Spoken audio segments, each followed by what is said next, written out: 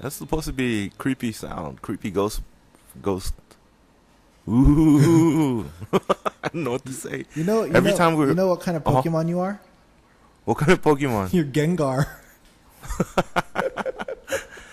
Just before we started recording this, I trolled one of my students hard. And What do you mean? I was so jacked up. What did you do?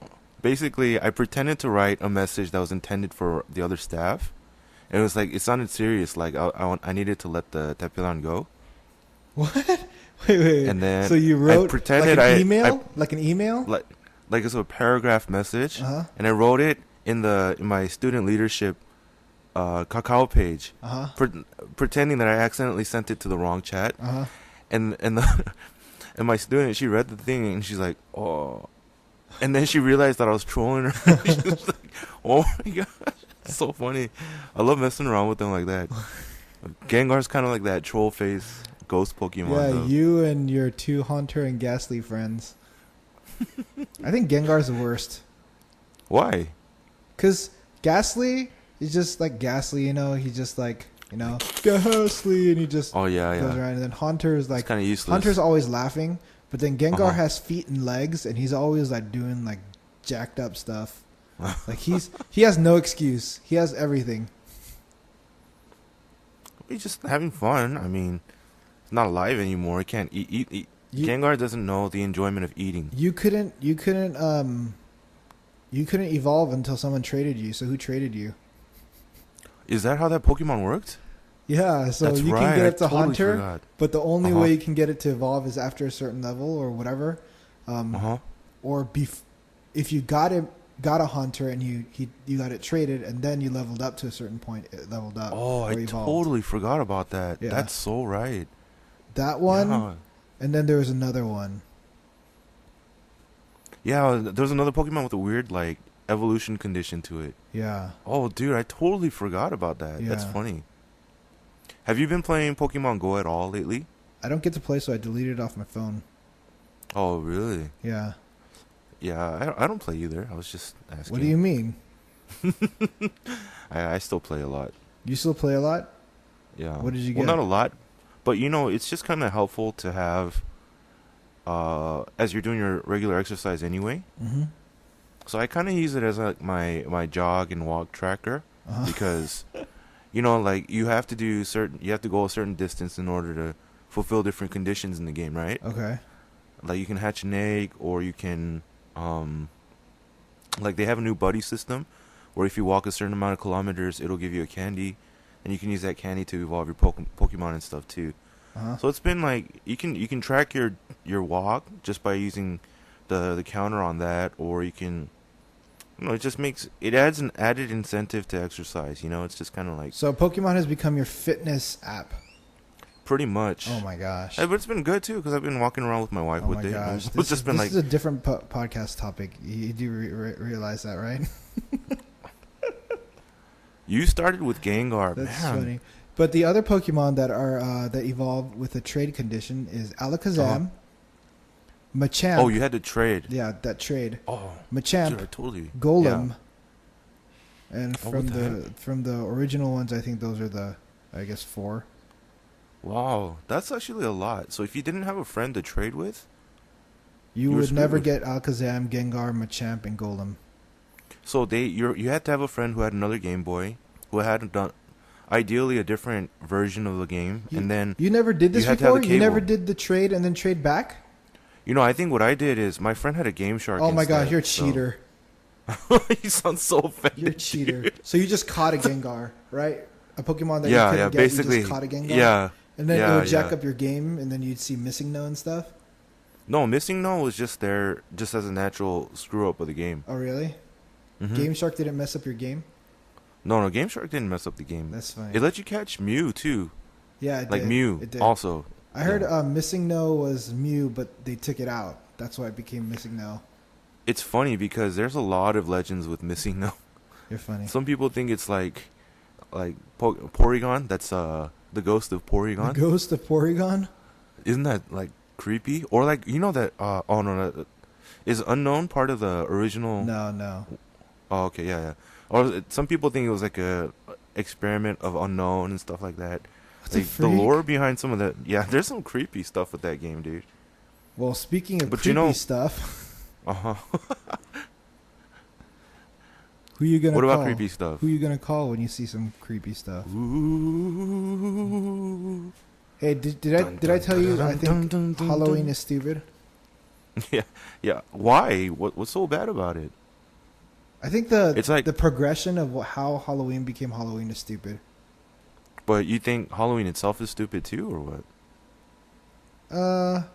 Halloween was a time of much disappointment in my life. Why? You never got candy or what? Yeah, my parents would never let me dress up, or I would never get a costume. I got a costume one time in my life, and last year, or my senior year, the day before Halloween, we were studying for some tests, and I was like, it was just this weird moment where after we finished studying, I was like, I want to dress up for Halloween tomorrow. And we went into my garage, and I picked out some cardboard boxes, and I made a box transformer. I had a pink helmet that my sister had, like a pink purple one. I had this candy cane. You know the candy cane decorations? They're like 3 feet tall for Christmas. Oh, like that big cane that you put on your lawn? Big cane that you put on your lawn. I carried that. And then my friend put Transformers in the front. He wrote that, and then on the back it said "More than meets the eye." So I had a box on my chest, 2 boxes on my legs, 1 box on each of my hands, and then a pink, like a fuchsia bicycle helmet and candy cane, and I walked around school. So, and I did. You were basically like the clearance rack at like the seasonal section of kind of Big Lots or something. Yeah. Except it was my garage, so yeah. I didn't realize how embarrassing it was until like 5th or 6th period, where I couldn't. I guess first period I try to sit into my desk, but you know how the ones that are the chairs that have the desk attached to it, like the high school ones. Yeah. I tried to get in. I couldn't get in. I thought it was funny. And then by like 5th or 6th period, people kept laughing at me, and then I got a little embarrassed, and I started taking stuff off. So the teacher didn't say anything about you not being able to sit in your desk of your I don't remember. I think a couple of the teachers maybe from the morning till like the afternoon were like just whatever's about it. They kind of looked at me and probably thought I was an idiot. Yeah. But my 5th or 6th period teacher was math. I remember distinctly trying to get into my desk, and then he like called me an idiot. I forgot what it was, and then I got like everybody like started cracking up, and then dude, heck yeah, I call you out on that too. Yeah. The heck? That was you're not even anything. I remember that teacher very distinctly because my parents went to that class, the class for open house or whatever, or parent student whatever. I forgot what it was. Back to school night, and then he was like, "Oh, Andrew's parents. Yes, I know him very well. He's an A student, but he's getting a B." And my parents flipped after that. Oh no, that's the worst, dude. Oh man. Parent-teacher conferences and open houses, man. Oh, I remember every time my mom would go, she would look at my grade book and she'd see that I was getting a B minus sometimes, and then like you look at all the missing assignments, and there's over like 30.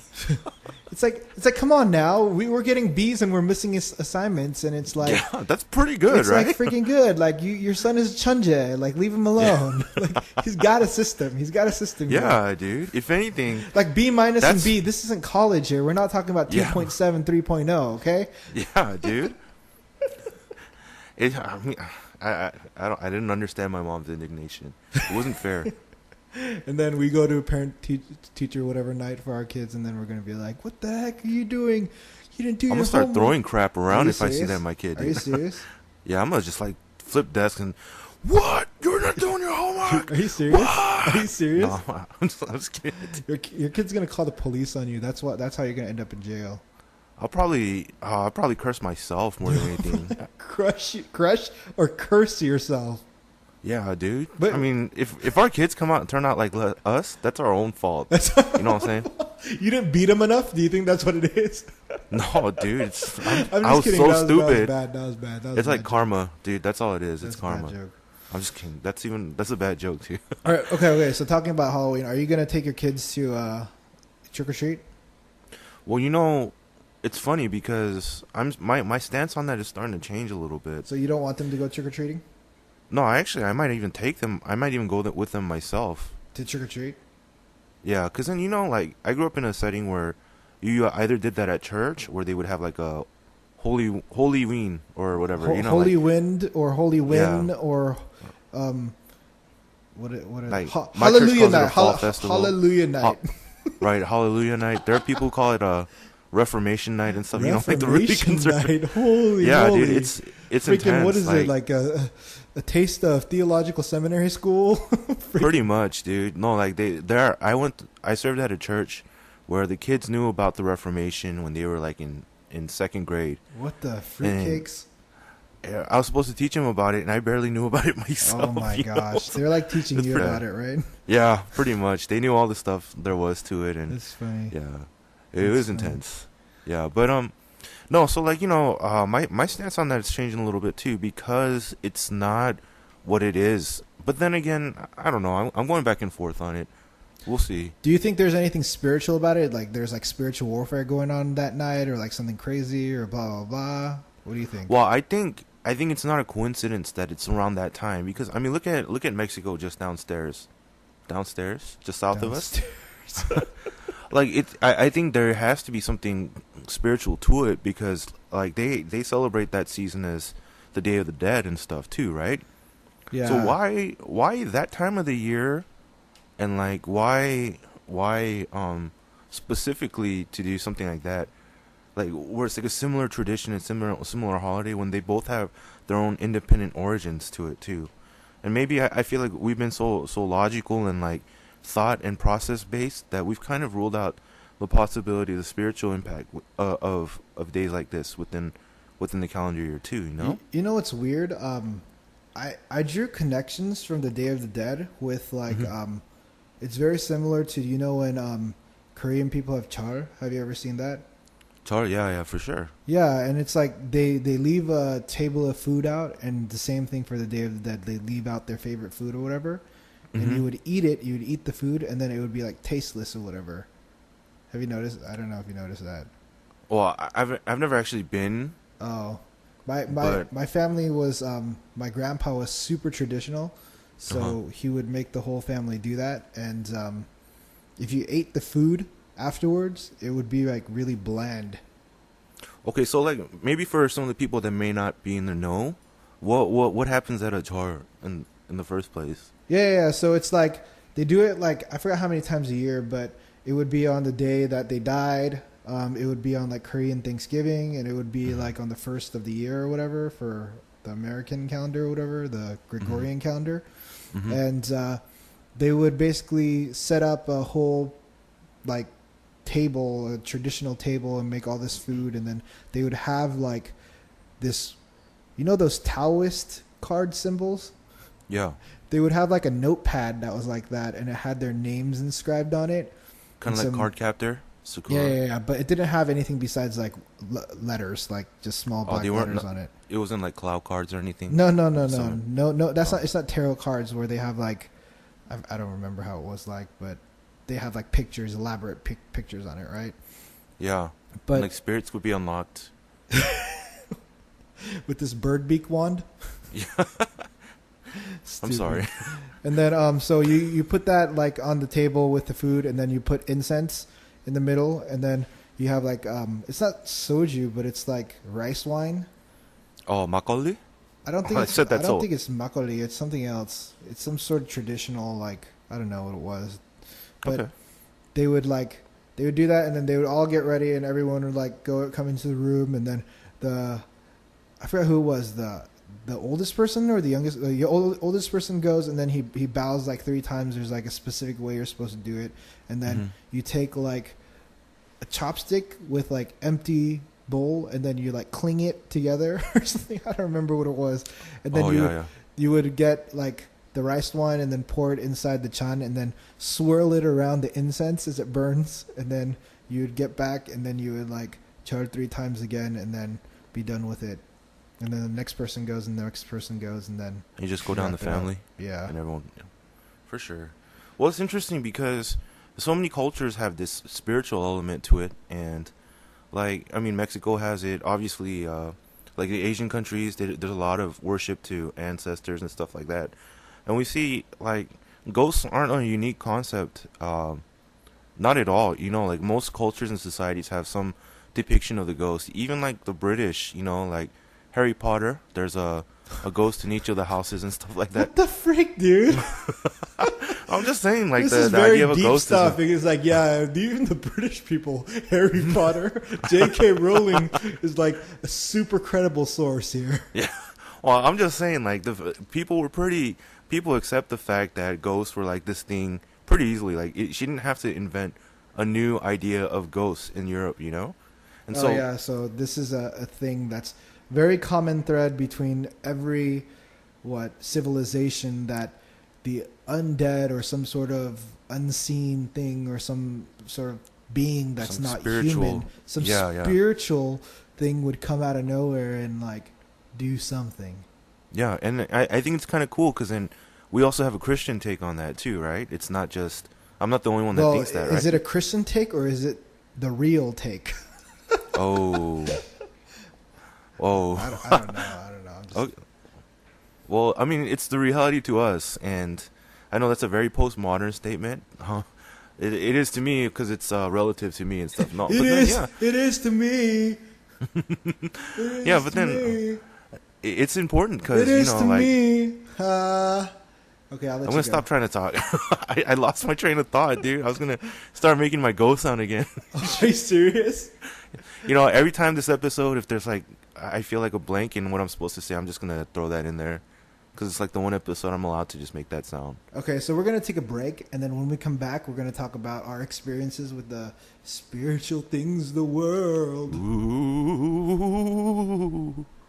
Does that sound more like Count Chocula or whatever? Count Dracula? Yeah, I don't respect that guy. The only vampire I respect is, I don't even know his name. Countula? From Sesame Street? Oh, the Count. It's just the Count. It's just the Count? Yeah. One. One stupid ghost. No, his name's Count Von Count. Oh, really? Did you just look that up? Yeah, this fool's name's Count Von Count. Yeah, he was always referred to as the Count. He was also Alucard's brother. Oh, really? No, I'm just kidding. Oh, I was like, dang, I didn't know that the story went that deep with those characters. From freaking stupid. This guy's some Sesame Street. Or no. Count Von Count, often simply known as the Count or Count. So I was right too. We're both right. For sure. That's hilarious, man. The only legit Dracula out there. Yeah. All right, man. Okay, we got to take a break.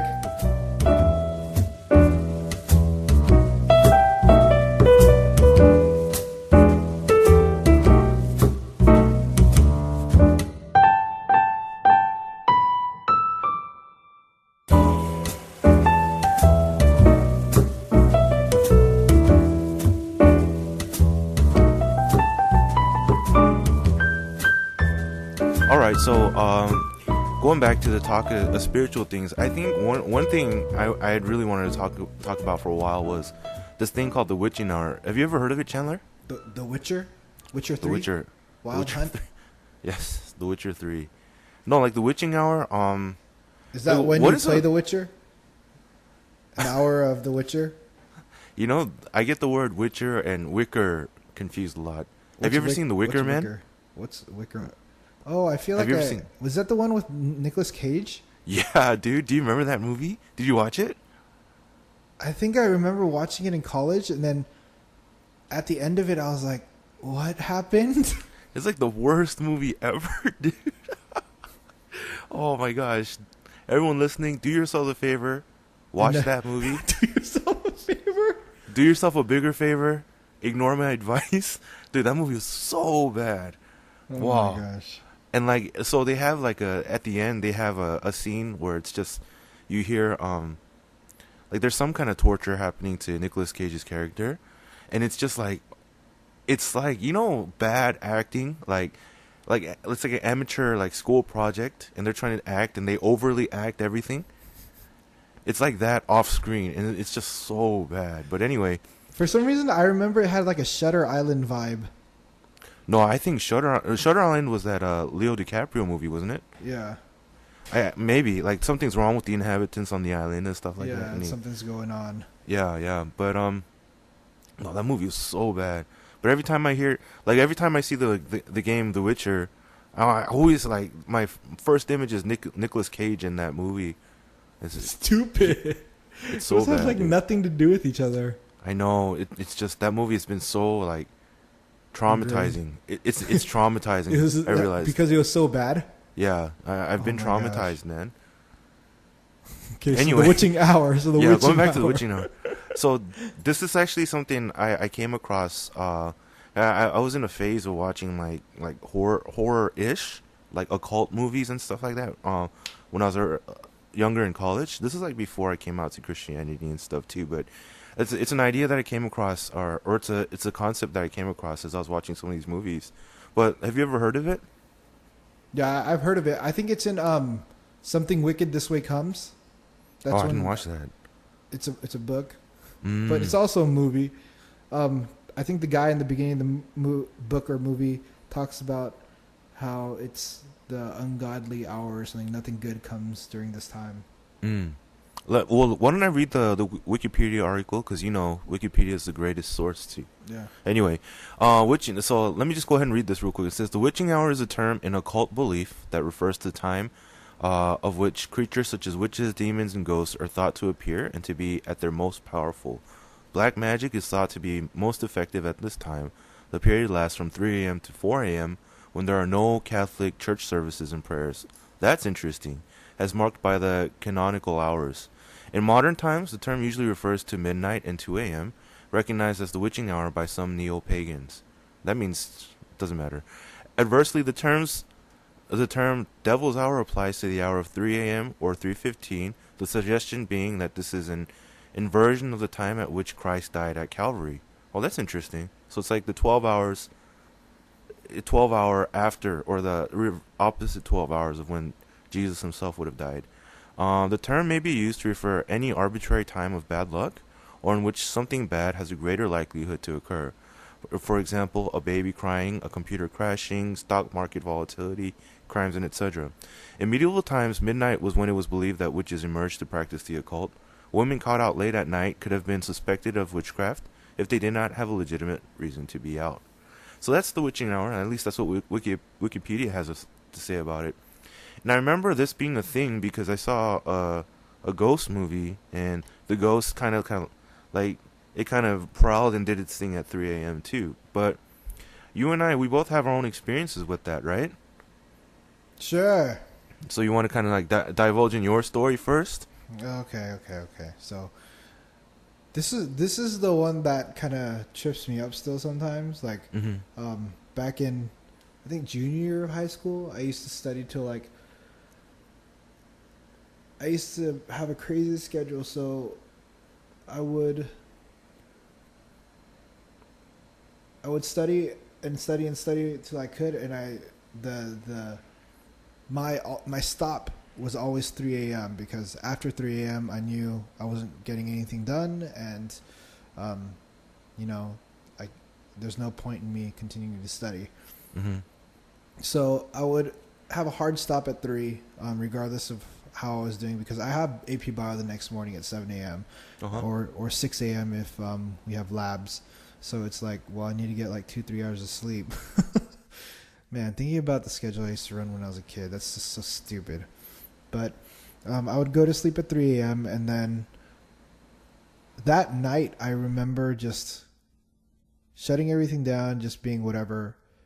And then I just jumped into my bed and I just tried to knock out. And I usually stick in like headphones when I try to go to sleep.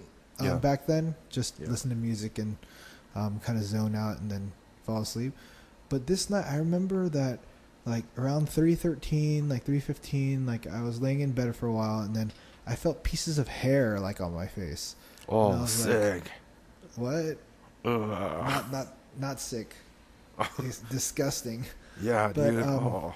I felt a piece of hair. I thought it was my mom, like trying to kiss me on the forehead or something, like to sleep, because she heard me turn off the lights and go to sleep, and then she usually like checks up on me when I'm studying.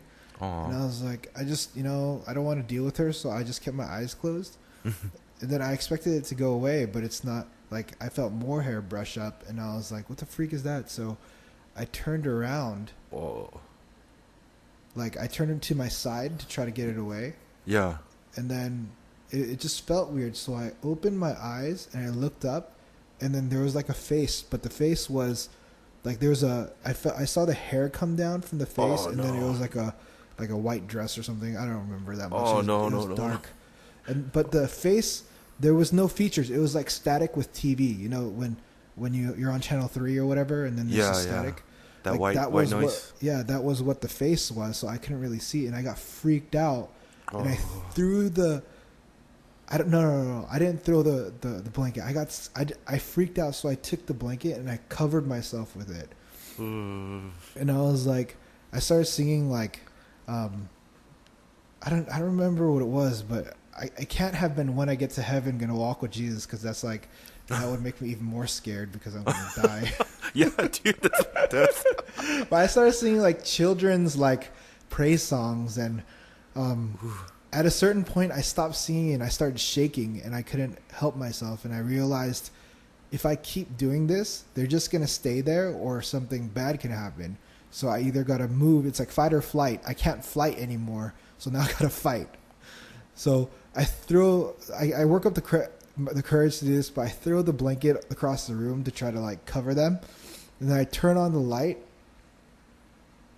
No. So before this happens, actually, I think I hear, like, when I'm singing, I hear like a book drop. Like, I had a bookcase on the other side, and a book dropped from the bookcase. But then after that, that's what triggered me to throw the blanket, turn on the light, nothing was there, and I just freak out, and I just for sure. I run over to my parents' room, and I'm like, oh my gosh. I don't even think I told them what happened.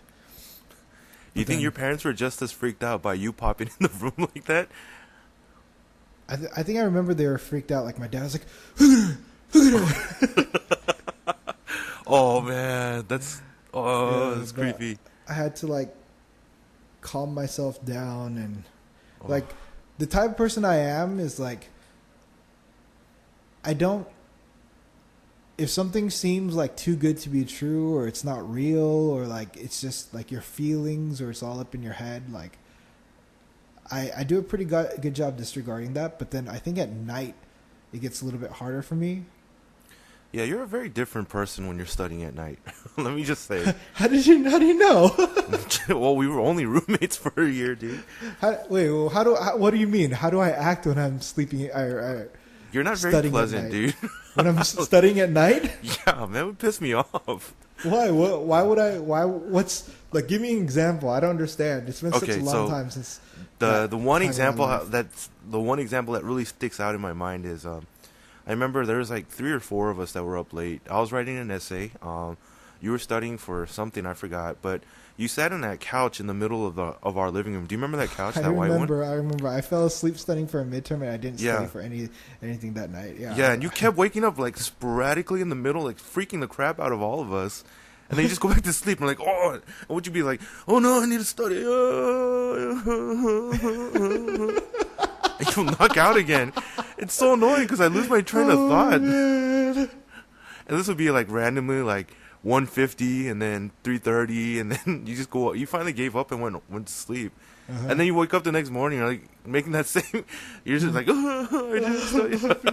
I'm screwed. It's so annoying. We were trying to get our work done totally like it's like everyone's in their groove. You know when you hit that studying groove, and like everyone was kind of in the zone. I could tell. I was writing a couple of paragraphs and stuff like that. All of a sudden, like you woke up and like everyone's like, oh, forget it.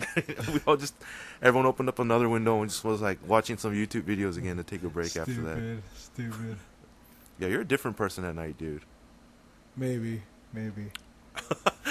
For sure. No, but that's super creepy. Oh.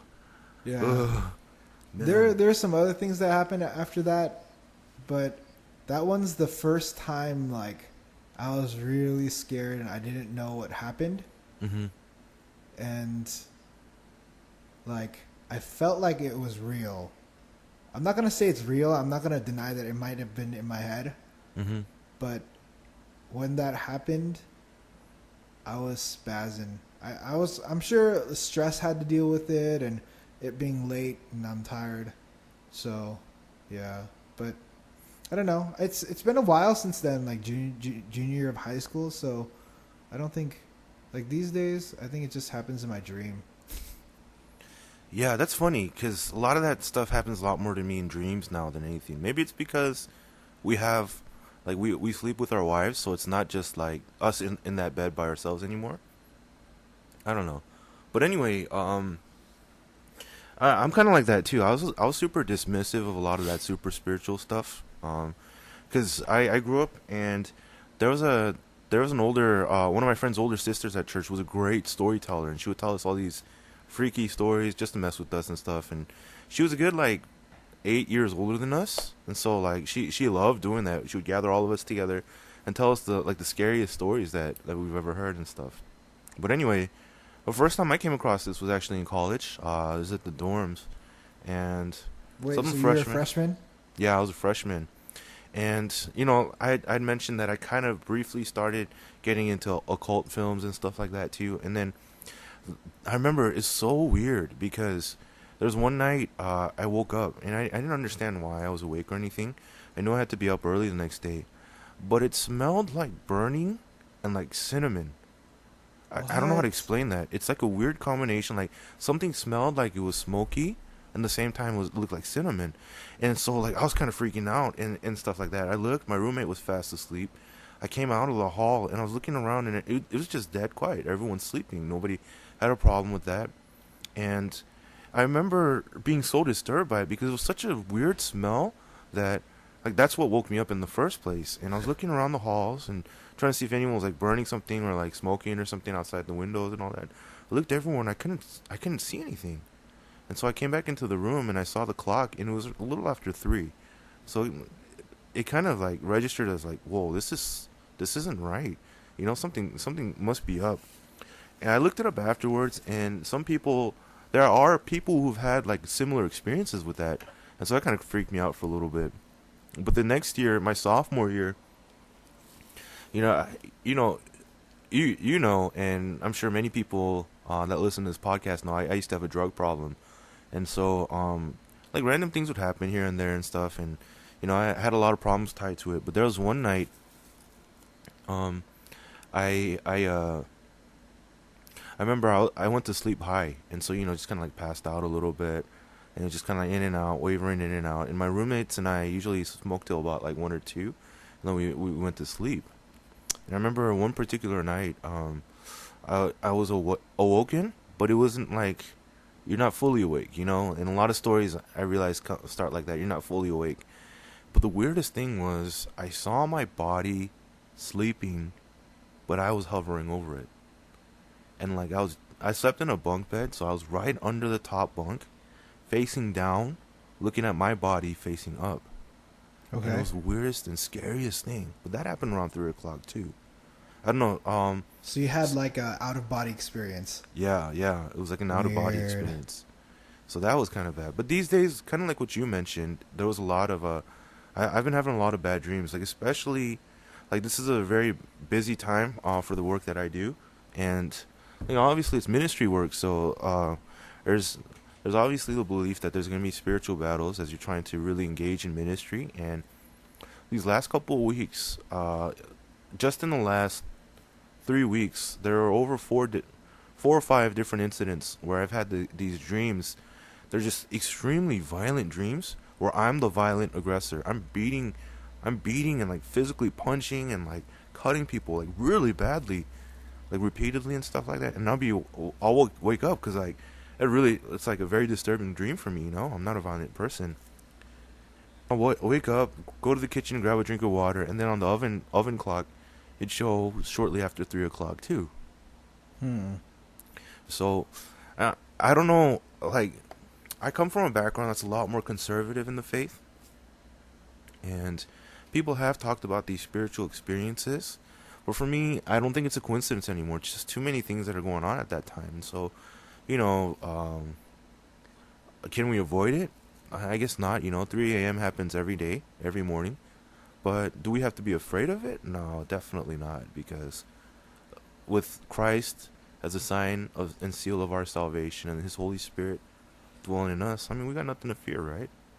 Yeah, I'm a firm believer that, God is stronger than the devil. Yeah, I mean, yeah. When it comes down to it, and no doubt, there's nothing to be scared of. Like, they can't do anything to you. Yeah. Like, the only way that they can is probably if you let them. But even then, are you a child of God then? Mm-hmm. Like, you got to think about that. If you are, then they can't do anything to you regardless. So yeah. I don't know. It's I think there are times when your faith can be tested, like when Job was tested. Mm-hmm.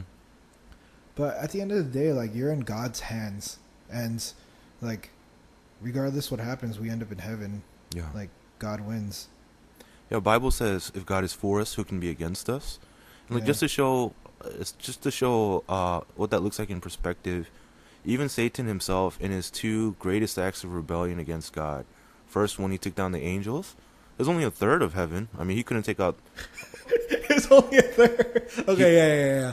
But yeah, you're right. I see what you're right, he couldn't even take a half, so he's not even half as powerful as God is. And even then, it was like God allowed him. Right.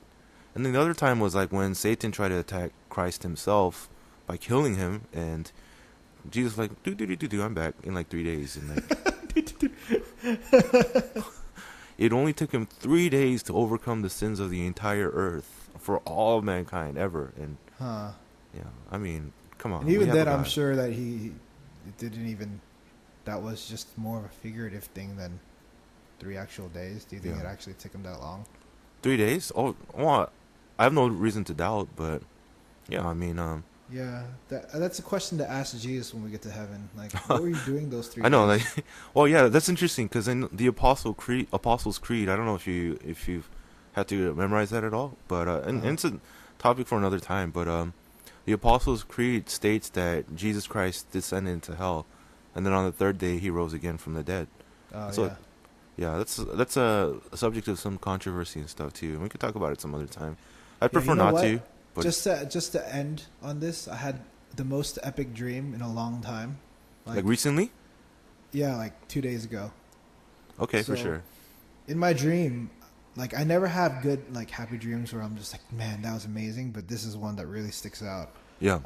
In my dream, I was in this like spaceship,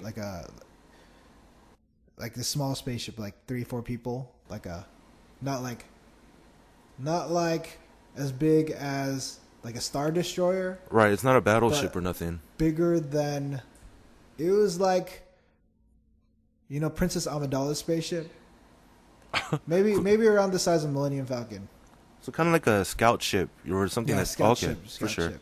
So like, I was in there and we were all strapped in, and then this guy was flying us somewhere, and I didn't know where we were going, but like, he was doing some crazy stuff, and I was getting nauseous. I might have threw up in my sleep. But then when I realized where we got to, like, he popped in somewhere, and then all of a sudden, all I see were green. Like wherever we're going, we're kind of like crash landing somewhere. And then as I was looking around, as we were spinning, because he was doing some stupid stuff, I realized we're in a cylinder structure, and that all around us is land. And so what initially I was like, holy crap, we're in Side 7. That's my first thought. Do you know Side 7, Gundam? No, I don't know that one. My bad. Okay, so it's like Interstellar. Do you know the cylinder spaceship that they had? Yeah. Where the gravity would be, because the cylinder went around in a circle. Yeah. And then the horizon would just keep, if you looked up, it would be just the other side of land. Right. So we flew in there, and then as he was making maneuvers and stuff, he landed, and he was like, welcome to Side 7. I was like, holy crap, we're in Side 7. I'm in freaking Gundam right now. Like, I legitimately was about like tearing up. Like, I think I had to wipe tears out of my eyes. And then I got out of the spaceship. I was walking on the grass, and I was like looking up. And when you look up, you could see the other people, like another house up there.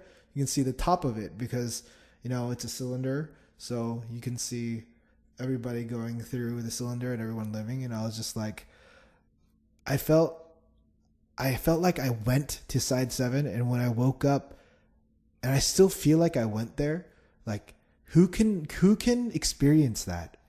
I experienced it. I went to side 7. Man. And people say overactive imaginations, you know, you could live vicariously in that way. Hey. For sure. No, it's cool. No, I feel you. I think that's pretty awesome. I hear a fakeness in your tone. No, dude, no. Apologize. No, dude. Like, for me, the first time I wrote Star Tours, whoa. It was kind of like Star Tours. For sure, dude. When I was in the plane. Yeah, for sure. I totally get it, man. Yeah. And then I walked out and I was in freaking side 7. I was like, oh my gosh. Oh my gosh.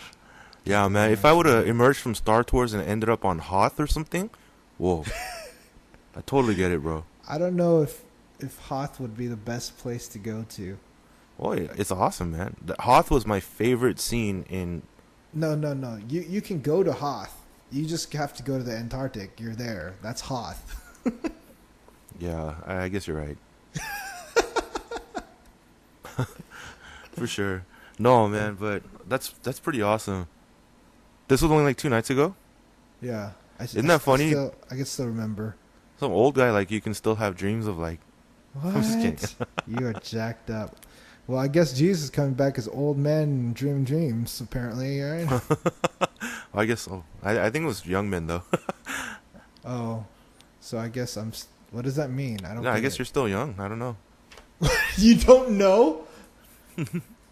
You are doing old man stuff. Like fixing pipes in your backyard and stuff. Oh, man. Yeah. We got a weed whacker and I weed whacked. Well, I weed whacked before when I was a kid because my dad made me, but yeah, this was my own lawn. I had a weed whack. Yeah, you know you're getting older when you're a frequent when you're a frequent customer at Home Depot. Oh my gosh, dude. No joke. There was a point in time when we used to go like 3-4 times a week. When we first moved in. Yep, you're getting old. Oh my gosh, don't tell me that. For sure. Oh, yeah, I knew the faces, all the people that worked at Home Depot. I knew the manager was a douchebag. I knew customer service was not great, and I knew who to avoid and who to ask for help. Are you laughing right now? Before we... Are you laughing at me? Before we take... You're laughing at me. The rest of the podcast and... Apologize. Our audience into this boring life that we live. Apologize. Thank you for joining us. My life isn't boring. This week on Desire the Fire. Don't do this to me. And we'll catch you guys again. Don't end the episode like this. No. You can follow us on Facebook at any time. Please rate our podcast. And as always, keep the fire burning. No, I don't want to study anymore. Oh my god. Ooh. Oh gosh, don't take me back to college. Keep the fire burning. Well, I find